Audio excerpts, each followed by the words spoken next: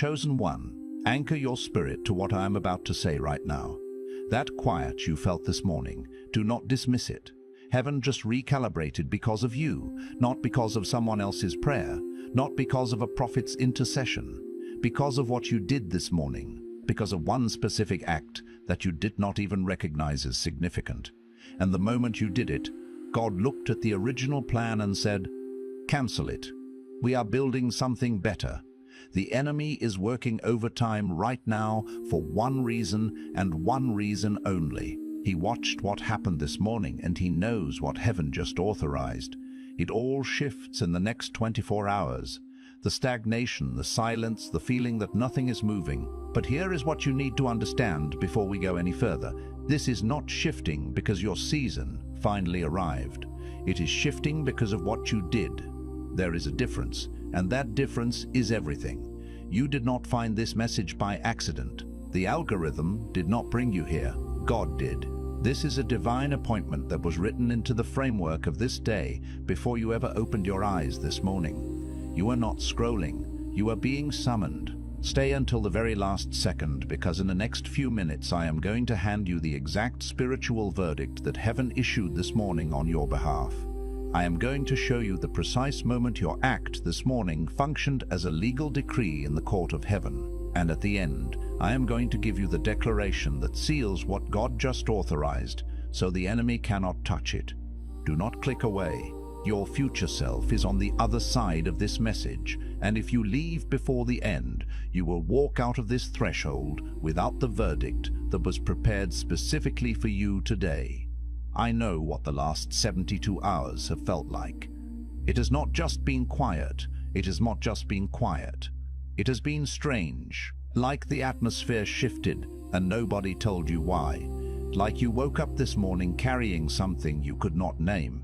Maybe you did something small this morning that you almost did not do. Maybe you chose patience when your first instinct was frustration. Maybe you prayed when you did not feel like it, when the words felt hollow and the ceiling felt like concrete. Or maybe you simply made a choice to get up and move forward, even though everything in you wanted to stay still and surrender to the exhaustion that has been sitting in your bones for weeks now.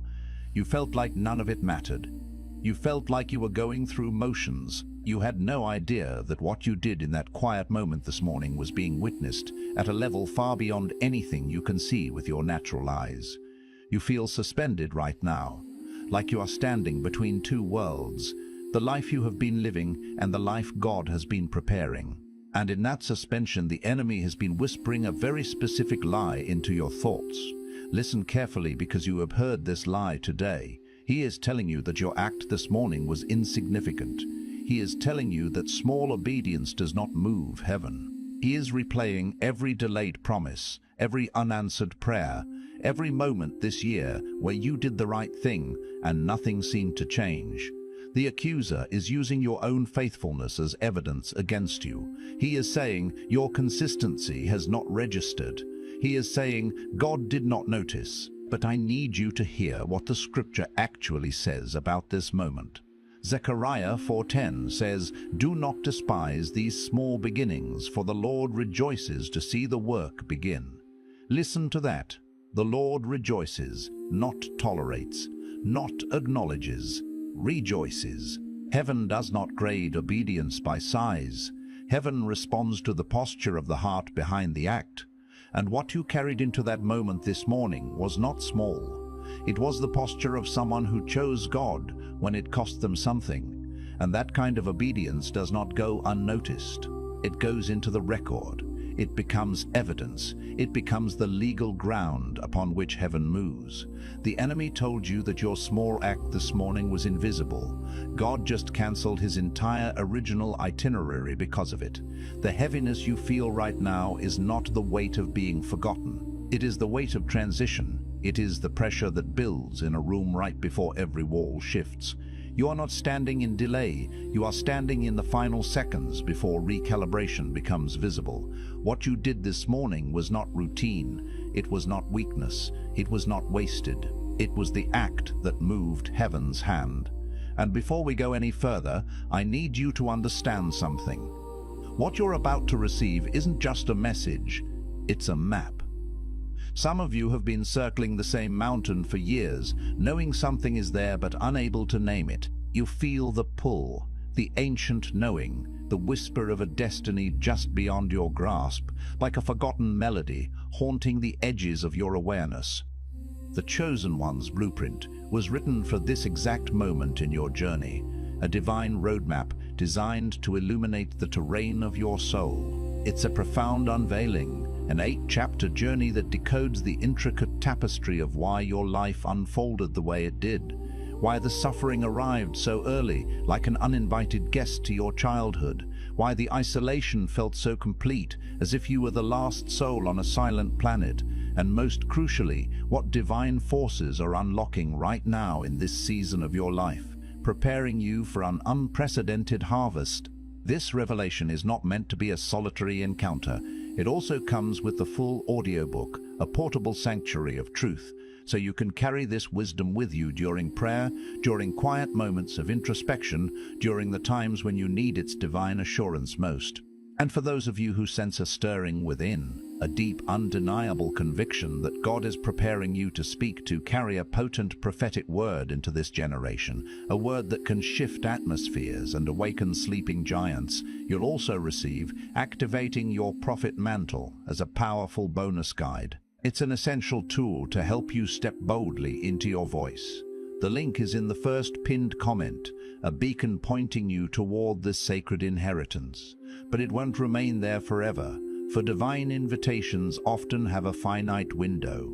Now let's go deeper into the heart of this celestial recalibration, because here is what most people never stop to consider, what eludes the casual observer, and even the earnest seeker. God doesn't cancel covenanters lightly.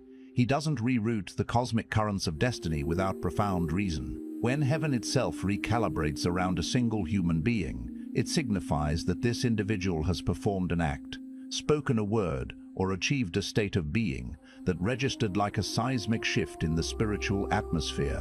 And what you did this morning, whether you fully grasp its magnitude or not, sent a frequency upward, a resonant vibration that compelled heaven to respond.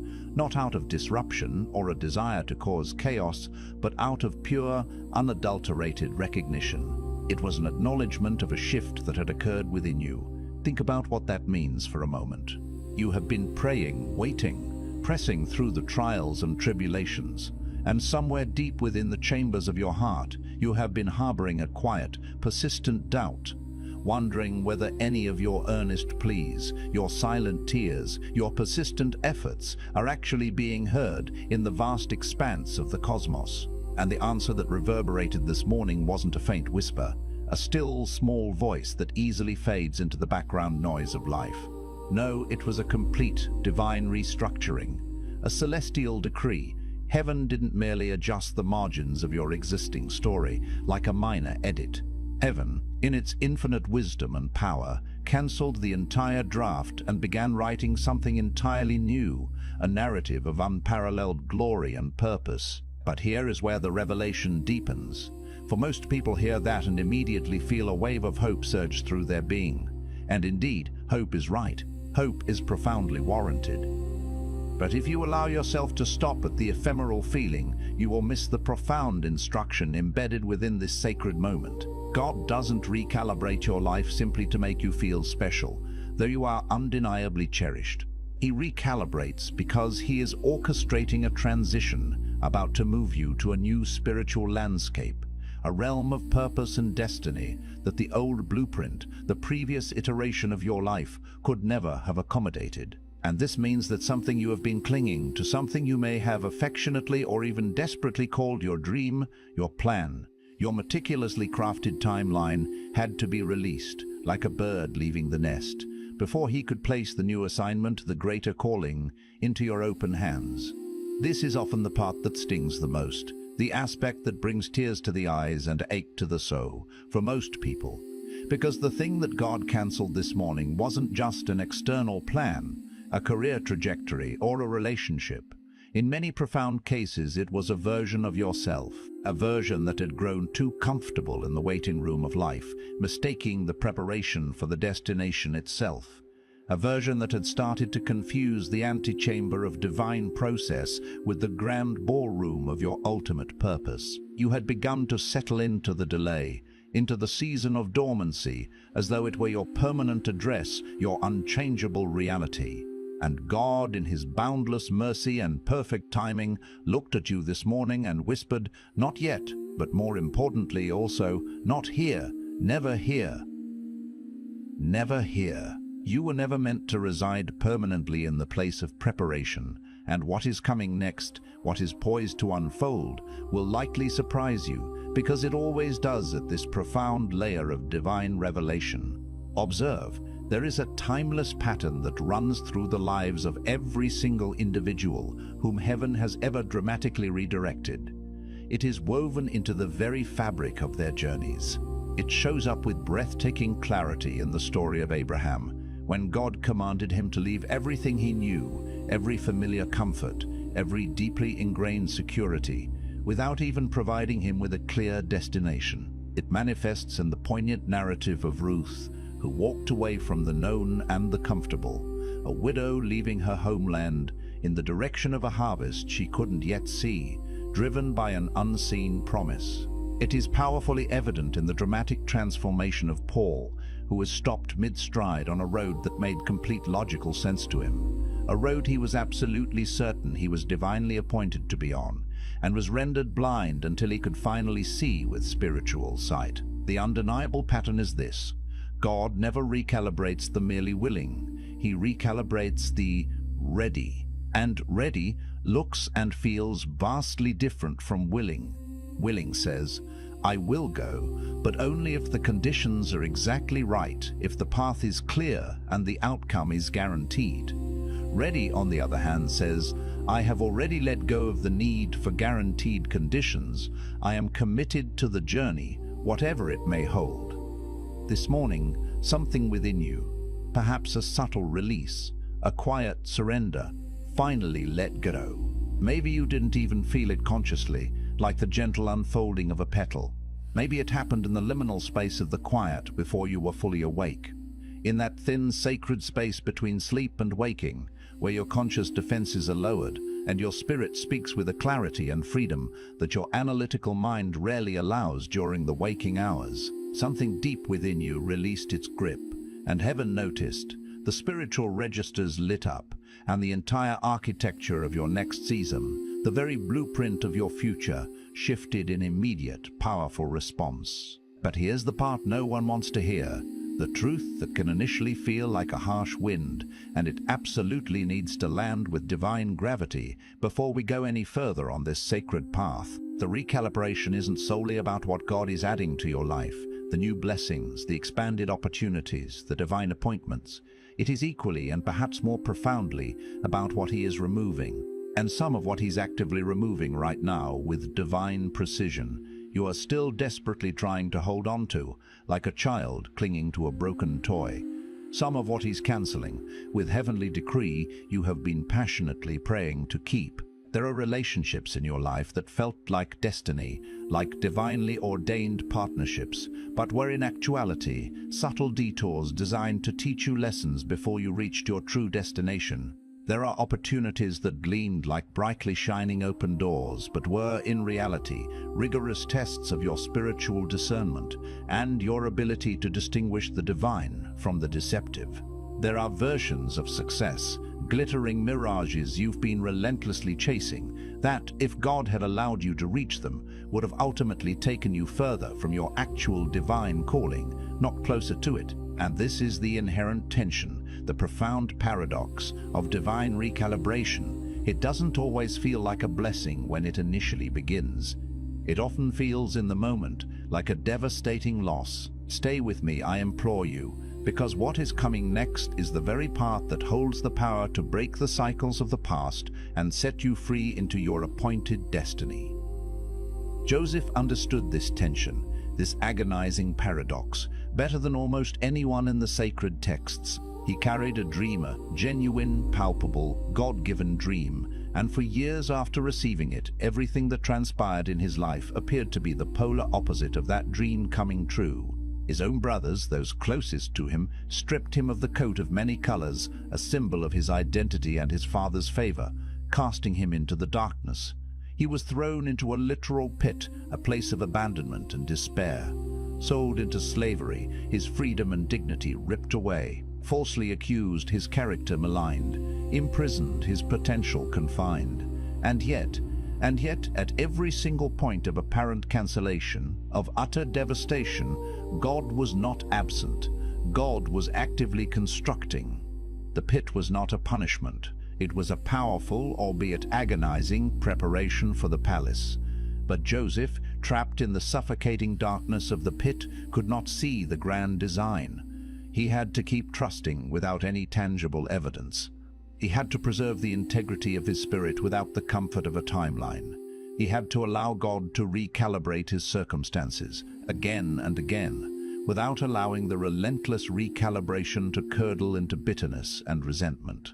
And this is precisely where I need to speak directly to someone watching this right now, to the one whose heart is resonating with this very struggle.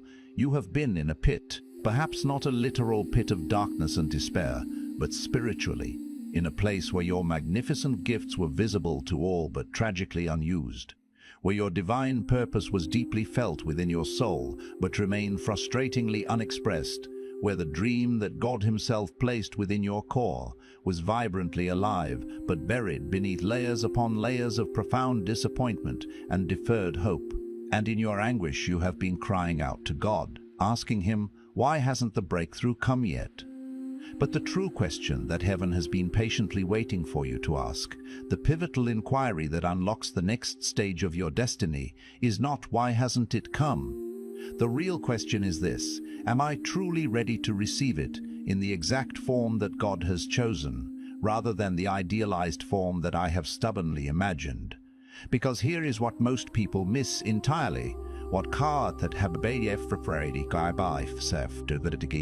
The breakthrough you have been fervently asking for, the miraculous intervention you've envisioned, and the breakthrough that God has meticulously prepared for you are often not the same thing in terms of their shape, their size, or their divine timing. And the vast, often painful gap between your limited expectation and his boundless perfect preparation is the exact space where people surrender, where they give up hope. You've been waiting for a grand, ornate door that looks a certain way when God has already opened a discreet yet powerful window. You've been praying for the restoration of what was, for the return of a past season, when God has been patiently and powerfully building something entirely new, something you have never seen or even conceived of before. And once that profound understanding clicks into place, once you genuinely receive and embrace that truth at the deepest level of your being, everything begins to shift.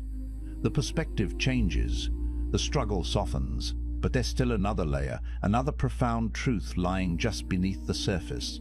Because right underneath that liberating realization is a root that runs even deeper into the soil of your being. And if you do not see it, if you do not identify and address it, it will continue to operate subtly beneath the surface of every new season, every divine encounter that God brings you into, sabotaging your progress. It is the insidious root of self-protection masquerading as spiritual discernment. It is the deeply ingrained habit of calling your fear wisdom. It is the practice of labeling your avoidance of risk as patience. It is the tendency to mistake your withdrawal from meaningful engagement for peace. Many people who are genuinely called, genuinely anointed, genuinely chosen by God, have inadvertently built entire theologies around their own hesitation, their own innate resistance to stepping out. They've transformed their delay into a sacred doctrine. They've eloquently preached surrender to the will of God while silently, desperately, and meticulously controlling every variable they can possibly reach, clinging to the illusion of safety. And God, in his unwavering love and perfect understanding, has been waiting, not because he is slow to act, but because he will never force you into a freedom that you have not yet genuinely chosen. This morning, something within you, however fleetingly, stopped controlling, even for a single sacred moment. And that moment, that sliver of surrendered release, was profoundly enough. Now here comes the confrontation. And I say this with the deepest love and conviction, because this is the very part that holds the power to shatter generational cycles and liberate you into your true inheritance. The greatest barrier standing between you and everything God has so meticulously recalibrated in your favor is not the enemy. The enemy is real. Spiritual warfare is undeniably real. Opposition is a tangible force. But none of that is your greatest obstacle right now. Your greatest obstacle is that deeply ingrained part of you that still, at its core, doesn't believe you are truly allowed to have it, to receive it, to possess it. It is the part of you that has been wounded so many times, disappointed so profoundly, so repeatedly, that you have inadvertently built a hidden wall around your heart, not to keep God out, for He can breach any barrier, but to protect yourself from the devastating pain of hoping again at full, unrestrained strength. You've been believing cautiously, like someone tiptoeing through a minefield, trusting partially, like a sailor with one hand on the rudder and the other clinging to the railing, surrendering but always keeping one hand firmly on the outcome, just in case. And God is asking you right now, in this precise pivotal moment, to take that hand back, not to grab the outcome for yourself, but to lift it, trembling perhaps, in complete and utter surrender. Because here is the utterly unexpected truth. A revelation that reframes everything you have received today, everything you have experienced up to this point. God didn't recalibrate heaven, didn't orchestrate this monumental shift in your life because of how perfectly you performed or how flawlessly you behaved. He recalibrated because of how profoundly honest you became. It was not your flawless performance this morning that initiated this divine response. It was not your unwavering discipline, your consistent spiritual routines, or your perceived spiritual maturity.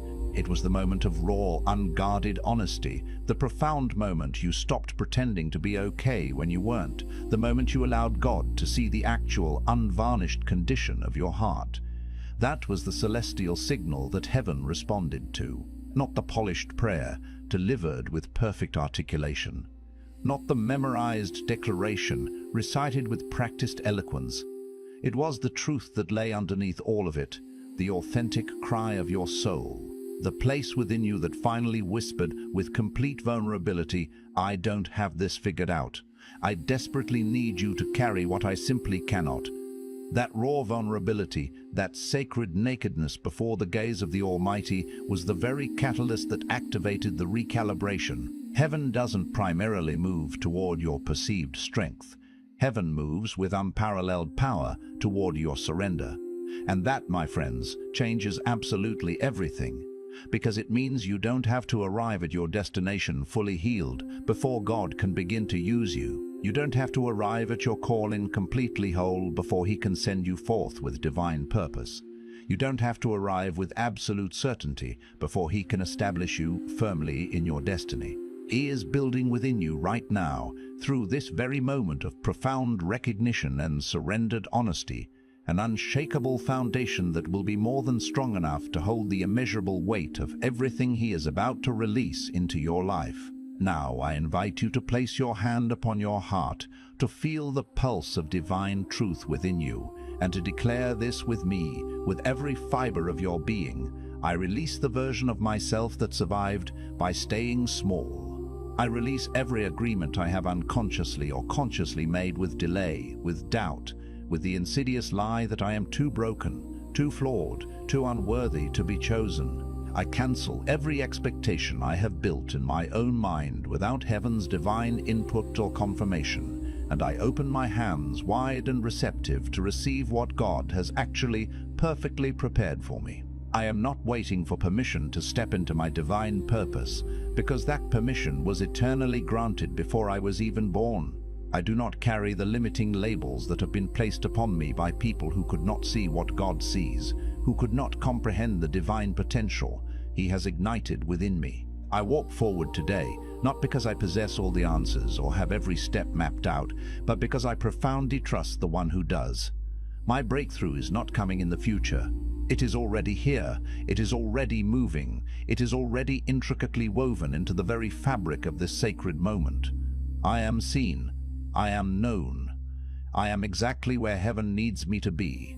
in this present time and place. And from this day forward, I will not negotiate with fear. I will not perform for conditional love, and I will not shrink myself to make others comfortable with the magnitude of my divine calling. I am the chosen one for whom God recalibrated heaven, and I receive it fully, completely, and without apology. Now go forth and live like that truth is real, because it is.